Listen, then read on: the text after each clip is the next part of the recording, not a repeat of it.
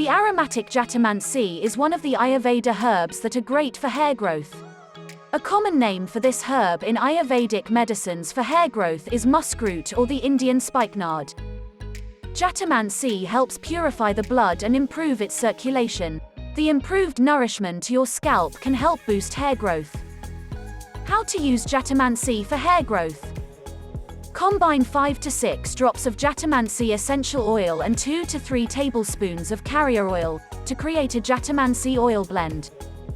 Once Jatamansi oil blend is created, section your hair and start by massaging the oil blend into your scalp for 15 minutes.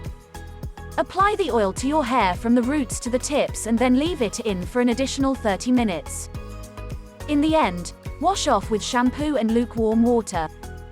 For best results, use this Ayurvedic remedy thrice a week. For better results, you can also consume Jatamansi in the form of a capsule.